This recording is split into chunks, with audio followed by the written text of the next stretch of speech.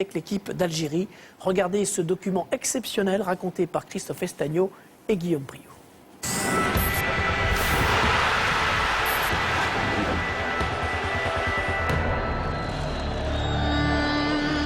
11 joueurs, 40 millions d'Algériens et bien plus qu'un match de football. Toute l'Algérie est dehors actuellement en train de nous attendre et de nous supporter. Donc cette image elle est ancrée dans nos têtes pour fêter la victoire et la qualification, Inch'Allah, après le match. On n'est pas des joueurs, on est des ambassadeurs. Quand on voit qu'est-ce qui se passe, tu te dis c'est bon, c'est pas un match de foot, tu vas en guerre, on dirait, c'est les matchs qui parlent d'elles-mêmes, quoi. Jeudi dernier, au moment où l'équipe algérienne atterrit au Caire, tout semble pourtant si calme. Certains supporters posent devant les photographes. Des scènes de fraternité rassurantes entre deux nations qui partagent la même langue, la même religion. Nous sommes des frères pour toujours. Mais entre l'Algérie et l'Égypte se joue une unique place en Coupe du Monde. Un ticket si convoité qu'il engendre les pires excès. Un piège se prépare. Des supporters égyptiens incontrôlables et des policiers débordés, incapables de protéger les Algériens. C'est la police qui a frappé là. Ils nous ont attaqués là. Au lieu de nous protéger, ils ont commencé à nous frapper. Ça se peut pas. Ça se peut pas. Moins d'1 kilomètre sépare l'aéroport du Caire de l'hôtel des footballeurs algériens. Un trajet à haut risque, filmé par l'un des joueurs sur son téléphone portable.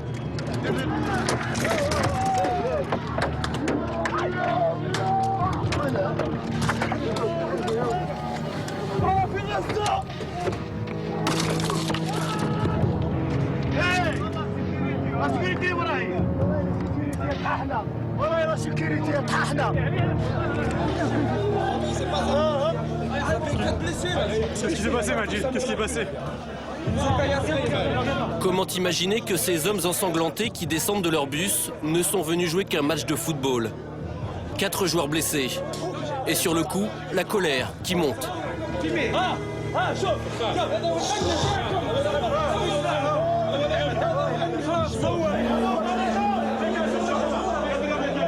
Imagine un joueur, il prend ça dans la tête. Imagine. C'est ça le football. C'est ça le football. J'ai vu la pierre qui est venue. Heureusement qu'elle était un peu amortée par le réseau. Et après, on est rentré dedans. Je me suis caché. Comme tous les autres, ça venait de partout. Il y a un morceau de verre qui a pénétré à l'intérieur de la plaie. On attend pour la suturer, qu'il y ait une constatation de la FIFA. Et après, ils te disent, on est des frères. Quels frères? Ça, c'est des frères. Regarde l'accueil. Quel accueil? Ils te disent l'Algérie. Quel accueil? Là, en Algérie, on n'a touché personne. En Algérie. Il n'y a personne qui dit touché. Ça, passe pour qu'ils voient les gens. C'est pas un joueur. Après, ils te disent, on est des frères. On n'est pas des frères. On va la gagner. On va la gagner. On va gagner. On va gagner.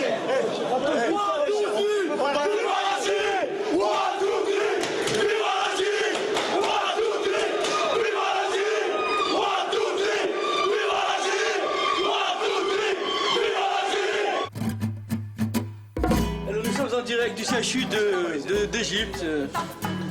Doki, est-ce que vous pouvez nous parler de la blessure de certains joueurs? La vôtre d'abord. Elle est centrale au niveau du cerveau. Il faut commencer par elle. Le lendemain, dans l'intimité de l'hôtel, plus personne ne peut approcher. Ni supporters, ni journalistes. Notre caméra est la seule acceptée. Loin du tumulte, les plaies ont été soignées. Les esprits se sont apaisés. Je suis en train de me remonter le moral. J'ai failli pleurer hier, mais ça va là. Non, alhamdoulilah, tout se passe bien. Impeccable. Même avec un bras, au moins, on va jouer. On aura plus de courage. Mais cet avant-match sera de tous les excès. Rafik Saïfi s'en rend compte une deuxième fois lorsqu'il s'aventure hors de l'hôtel. Comme par hasard, aujourd'hui, il y a la sécurité. Hier, il n'y avait personne. Aujourd'hui, il y a les chars, il y a tout. On joue en Afghanistan. Voilà, c'est pas un match de foot. L'armée, c'est un chargeat, c'est l'armée. C'est même pas la police. Plus d'1 heure et quart pour enfin atteindre l'immense stade du Caire et s'entraîner. Fais-la sortir, voilà. Le soir venu, nouveau souci, ce bruit de klaxon incessant. Est-ce vraiment un hasard? Il est bientôt 2 h du matin et puis ça continue. Hein. Il continue, il tente de déstabiliser par tous les moyens. C'est pas très beau, c'est pas très sport, mais bon. La vérité, elle se passera demain sur le terrain. Bonne nuit. On va aller se coucher. Ils ont arrêté de klaxonner.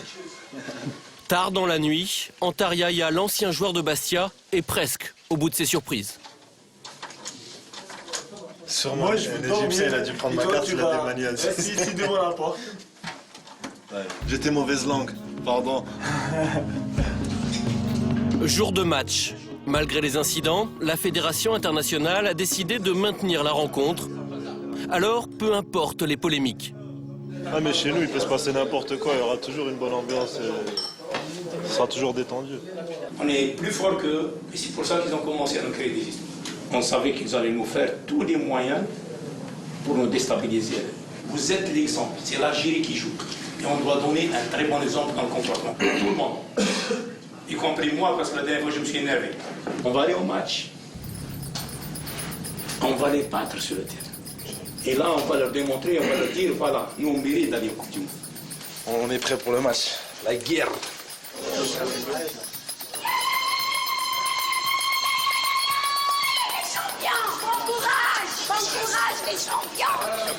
Partout à Alger, partout dans le pays, des places de village au restaurant, un peuple espère.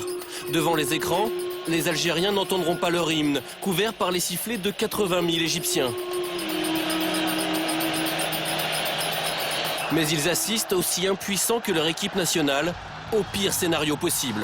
Première alerte dans le périmètre algérien, ça a failli être l'ouverture du score. Et Lounas Gawawi en 2 temps. Le premier but des Pharaons, dès la 2e minute. Une défaite par un but d'écart qualifie toujours l'Algérie. Mais il suffit que l'Égypte marque une 2e fois pour que les deux équipes se retrouvent à égalité parfaite au classement. Tout serait remis en cause, un match d'appui deviendrait nécessaire. On joue la dernière minute du match. C'est bien joué par Bouguera, une fois de plus. Oh là là, technique, oh là là là là. Égalisation égyptienne alors qu'on jouait les arrêts de jeu. Ainsi est fait le football.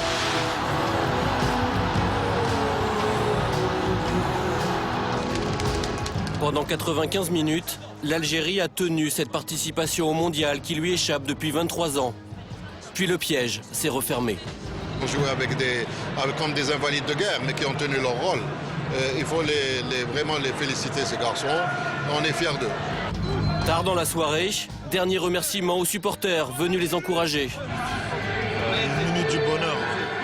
Mercredi au Soudan, sur terrain neutre cette fois, les Fennecs auront une 2e chance. Ça fait mal, c'est très très dur à digérer, mais on n'a pas le choix. Il faut récupérer très très vite. On part demain au Soudan. On va gagner au Soudan, Inch'Allah. Sur le chemin du retour, un éternel recommencement, de nouveaux jets de pierre.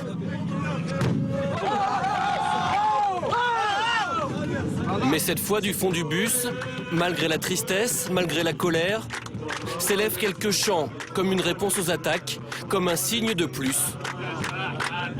que l'Algérie n'a pas renoncé. Voilà, il y aura donc un match d'appui au Soudan, Algérie et Égypte mercredi. Samir, vous suivez l'équipe du pays de vos parents? Oui, j'ai regardé le match et mercredi aussi, je serai devant mon poste en espérant qu'ils puissent se qualifier pour la Coupe du Monde. On verra ça, ce sera mercredi. Une dernière information avant de se quitter.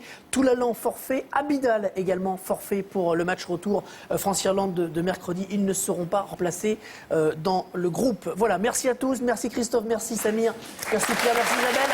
À la semaine prochaine. Salut!